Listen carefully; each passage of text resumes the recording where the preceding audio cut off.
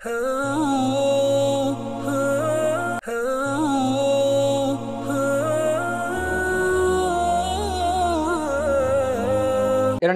மஸ்ஜித் Nabawi Medina முனவ்வராவுடைய குத்பா, இந்த குத்பா ஷேக் அலி அப்துல் ரஹ்மான் ஹுதைஃபி ஹஃபிதுல்லாஹ் இருந்தார்கள். அதாவது இஸ்திகாமத், எப்பொழுதுமே நிலையாக ஸ்திரமாக மார்க்க விடயங்களில் அமல் இபாதத்துகளில் ஈடுபடக்கூடியவர்களுக்கு நன்மாராயம்.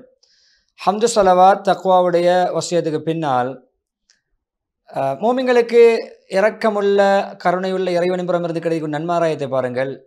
பரிபூர்ணமான வார்த்தைக்கு சொந்தக்காரன், அத்தாட்சிகளுக்கு சொந்தக்காரன், ஆயாத்திகளுக்கு சொந்தக்காரன், அவன் வாக்குறுதி மீறாதவன்.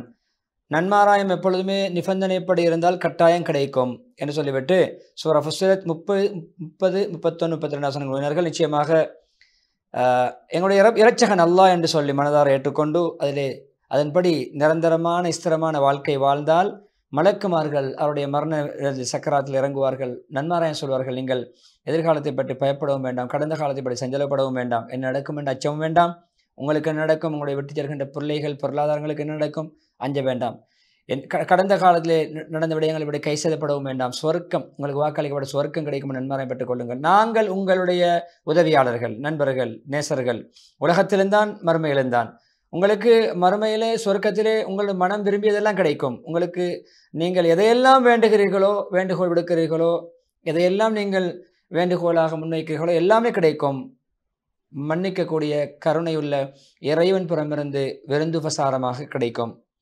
நிச்சயமாக அந்த ஆயத்தை விளங்கப்படுத்துவார்கள். அதாவது பேச்சு ரப்பு, என்னுடைய ரப்பு அல்லாஹ் என்று ஏற்றுக்கொள்ள வேண்டும். பேச்சு அதில் ஸ்திரமாக இருக்க வேண்டும். எல்லா கட்டங்களையும் இறைவன் அல்லாஹ் என்பதை வெளிப்படுத்த வேண்டும். மலக்குமார்கள் இறங்குவார்கள், மோமின்கள் ரப்புன் அல்லாஹ் என்று மனதாலே நாவால் நாம் வார்த்தையை உச்சரிக்கிறோம், உள்ளத்தால் நம்புகிறோம், செயல்களால் அதை நாங்கள் செயல்படுத்த வேண்டும். என்ன செயல்? நாங்கள் ஒரு அழைப்பாளர், ஈமானின் பக்கம் அழைக்கக்கூடிய அழைப்பாளருடைய அழைப்பை கேட்டோம். நபி முஹம்மது ஸல்லல்லாஹு அலைஹி வஸல்லம் நல்ல ஈமானின் பக்கம் அழைக்கக்கூடிய ஒவ்வொரு அழைப்பாளருக்கு நாங்கள் பதிலளித்தோம். ஈமான் கொள்ளுமாறு சொன்னார்கள். ரப்பை நாங்கள் ஈமான் கொண்டோம், ஈமான் கொள்ள வேண்டும். எனவே சொல்லுடன் செயல், நம்பிக்கை இணைய வேண்டும். அதே போன்று தொடரான அமல் இணைய வேண்டும். சொல், நம்பிக்கை, கொள்கை, விசுவாசம், அது இரண்டுக்கும் ஏற்ற செயற்பாடுகள், நல்ல அமல்கள் வெளியாக வேண்டும். எனவே ஈமான் என்பது சொல், உறுதியான நம்பிக்கை, அமல், மூன்றையும் இணைத்தது தான் ஈமான். வார்த்தையினூடாக அல்லாஹ்வை நம்புவது, ஈமான் கொள்வது, உள்ளத்தால் உறுதி கொள்வது, அதை செயல்கள் மூலம் நிரூபிப்பது. இஸ்திகாமத் என்பது ஒரு கண்ணியமான மகத்துவமான ஒரு விடயம்.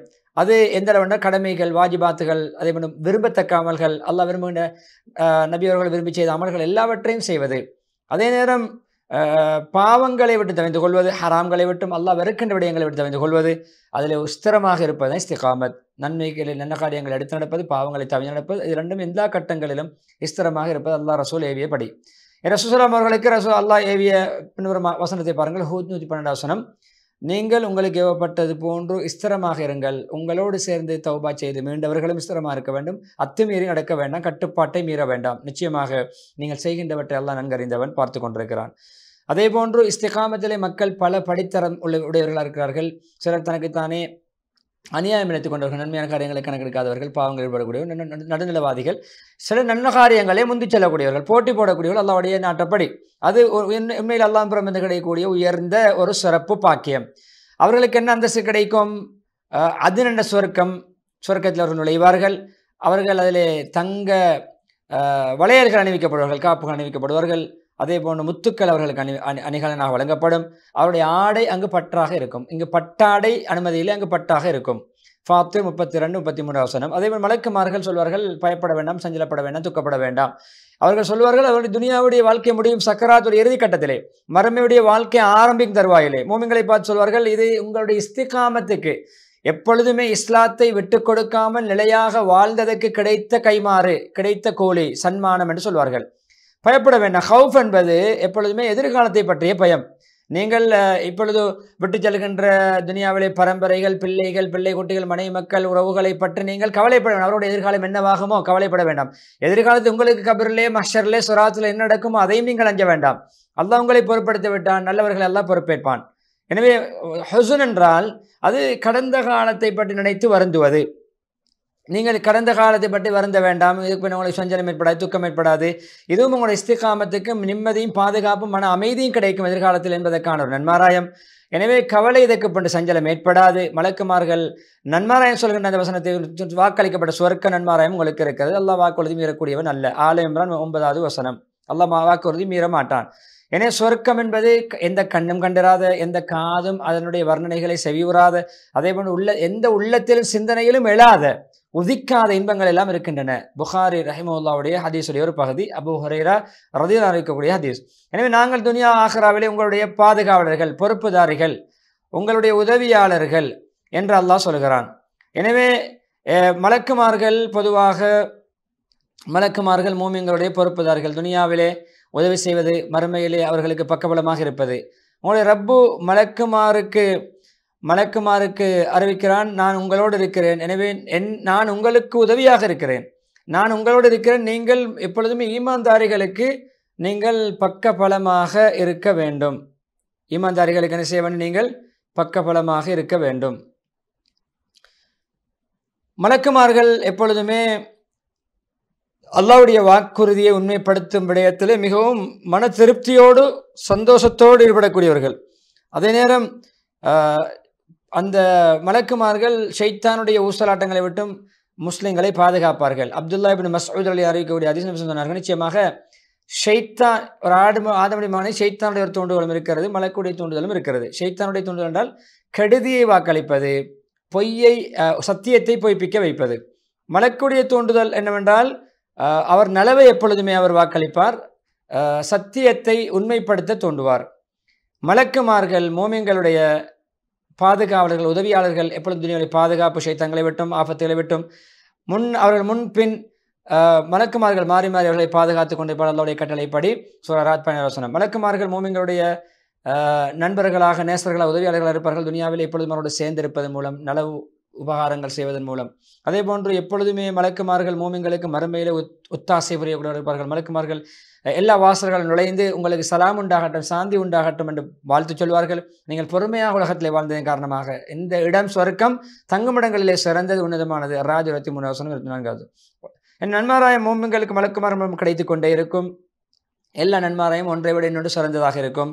பொதுவாக இறுதி நன்மாராயமாக சொல்லப்படுகின்ற நன்மாராயம்தான் உங்களுக்கு மனதுக்கு பிடித்ததெல்லாம் கிடைக்கும், உங்களுக்கு நீங்கள் கேட்கின்றதெல்லாம் கிடைக்கும். எனவே சுருக்கத்திலே மிக மேலெண்ணம் ஆசை வைக்கக்கூடிய அனைத்தும் கிடைக்கும், மேலெண்ணத்துக்கு மேலாக கிடைக்கும். எனவே கேட்கின்ற அனைத்தும் கிடைக்கும், ஆசிக்கின்ற அனைத்தும் கிடைக்கும். அது ரப்புடைய புறமிருந்து ஒரு விருந்து பிரசாரமாக, மோமின்களோட அன்புள்ள பாவங்களை மன்னிக்கக்கூடிய இறைவன் புறமிருந்து. நுசுல் என்ற வார்த்தை இருக்கிறது, அது விருந்தாளிகளுக்கு ஏற்பாடு செய்கின்ற விசேட விருந்து பிரசார உணவுக்கு சொல்லப்படும். அதே போன்று நிச்சயமாக அந்த ஆயத்தை ஞாபகப்படுத்துகிறார்கள், ஈமான் கொண்டு ரப்புனல்லா எங்களுடைய ரப்பு இறைச்சான் சொல்லி ஆலிம் அலாஹமதனுன் என்ற அந்த ஆயத்திலே உலாயிக் அஸ்ஹாபு, அவர்கள் சொர்க்கவாதிகள், நிரந்தரமாக இருப்பார்கள், அவர்கள் உலகத்தில் செய்து கொண்டிருந்த அமல்களுக்கு தக்க கூலியாக என்ற அந்த வசனத்தையும் இங்கு இணைக்கிறார்கள். அஹ்காஃப் 13-14 வசனம். அங்கும் இன்னைக்கார் ரப்புனல்லா சும்மஸ்தகாமு, அங்கு தத்தனசுல் அலைஹிம் மலாயிகா என்று வருகிறது. இங்கு ஃபலா ஹவுஃபுன் அலைஹிம், அச்சமில்லை, சஞ்சலமில்லை, சஞ்சலப்பட மாட்டார்கள், அவர் சொர்க்கவாதிகள், அவர்கள் செய்த அமலுக்கேற்ற கைமாறு கூலியாக. என்ன விஸ்வநாதன் செய்த மிக உன்னதமான துனியாகிற அனைத்தையும் உள்ளடக்கிய ஒரு புத்திமதி தான், உபதேசம் தான். சுஃபியான் பின் அப்துல்லா ரலியல்லாஹு செய்த பொதுவான புத்திமதி, நீ அல்லாஹ்வை கொண்டு ஈமான் கொண்டேன் என்று சொல்லி ஈமான் கொண்டு அதில் நிலையாக ஸ்திரமாக இருங்கள். முஸ்லிம் ரஹிமவுல்லாவுடைய ரிவாயத். அதே போன்று முஸ்லிம் எப்பொழுது இந்த ஆயத்தை எந்த நல்ல மலையில் ஈடுபட்டாலும் ஞாபகப்படுத்திக் கொள்ள வேண்டும். நன்மைகளை ஆதரவு வைக்க வேண்டும், கூலிகளை ஆதரவு வைக்க வேண்டும், பாவங்களை தண்டனைகளை பயப்பட வேண்டும். ரஹ்மானுடைய அன்பு கிடைக்க, ஆபத்தை விட்டு பாதுகாக்க, தண்டனை விட்டு பாதுகாக்க, துனியாவுடைய நஷ்டத்தை விட்டு பாதுகாக்க. முஸ்லீம்கள் எப்பொழுதுமே அமல்களிலே இஸ்திகாமத்தாக இருப்பதிலே பல படித்தரும் மிக உயர்ந்த அந்தஸ்தில் வருகிறார்கள். அவர்கள் தான் எப்பொழுதுமே நன்மைக்கு பிறகு நன்மைகளையே செய்து கொண்டிருப்பார்கள், பாவங்களை விட்டு தவிந்து கொண்டே இருப்பார்கள். அவர்கள் தான் முந்தி செல்லக்கூடியவர்கள், அமலிலே போட்டி போடக்கூடியவர்கள்.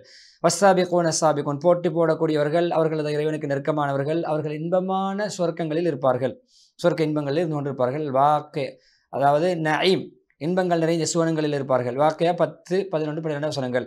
அதே நேரம் இதற்கு அடுத்த அந்த இருப்பார்கள், அவர்கள் நன்மைகள் செய்வார்கள், சில வேளை பாவங்களிலும் ஈடுபடுவார்கள்.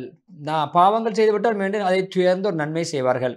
அது அல்லாஹ் சொல்கிறான், நீங்கள் பகல் இரவு மாலை இரவுடைய 2 ஓரங்களிலும், அது 5 நேர தொழுகை தொழுங்கள், நிச்சயமாக நன்மைகள் பாவங்களை இல்லாமலாக்கும், அழித்துவிடும். இது திக்ர் உள்ளவர்களுக்கு, அல்லாஹ்வுடைய ஞாபகத்தோடு வாழக்கூடிய, புத்துணர்ச்சியோடு வாழக்கூடியவர்களுக்கு ஒரு உபதேசமாகும். எனவே ஒரு முஸ்லிம் இந்த படித்த இரண்டையும் விட்டு இறங்கினான் என்றால் மூன்றாவது ஒரு அமலுக்கு படித்தறதை சென்று விடுவான். நல்லது கெட்டதெல்லாம் கலந்து செய்வான். அது எதிர் மிகைக்கும் அது கேட்ட கூலி அவனுக்கு கிடைக்கும்.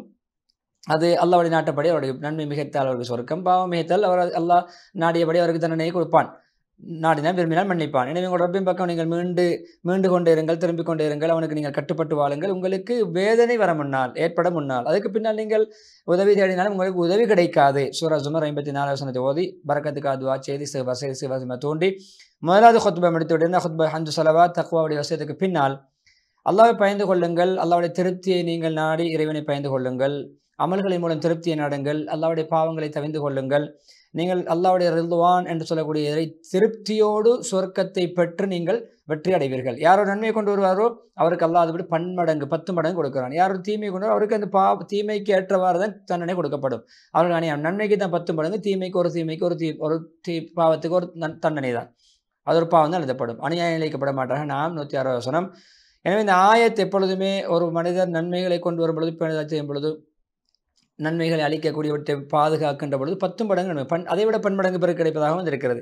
என் நன்மைகள் பொதுவாக நன்மைகளையே செய்ய வேண்டும், பாவங்களை தெரிந்து கொள்ள வேண்டும், ரசூலுல்லாஹ்வுடைய இந்த பின்வரும் புத்திமதியை கேட்டு நடக்க வேண்டும் என்று சொல்லி இறுதியாக முடித்துக் கொள்கிறார்கள். எங்கிருந்தாலும் இறைவனை பயந்து கொள்ளுங்கள். ஒரு பாவம் செய்தால் அதை அடுத்து அதை அளிக்கக்கூடிய ஒரு நன்மையை செய்யுங்கள். மக்களோடு நற்குணத்தோடு நடந்து கொள்ளுங்கள். அஹ்மத் திர்மிதி ரஹிமஹுல்லாஹ் ரிவாயத்தை, அந்த ஹதீஸை சொல்லி ஸலவாத்து சொல்ல தோன்றுகின்ற ஆயத்தை ஓதி ஸலவாத்து சொல்லி நீண்ட துஆ பிரார்த்தனையோடு ஹத்தீப் அலி அப்துல் ரஹ்மான் ஹுதைஃபி ஹஃபிதுல்லாஹ் அவர்கள் மதீனா முனவராவுடைய ஹுத்பாவுக்கு முற்றுப்புள்ளி வைக்கிறார்கள். விளம்பர இடைவேளை தொடர்ந்து மஸ்ஜிதுல் அக்ஸாவுடைய ஹுத்பாவை நாம் பார்க்கலாம்.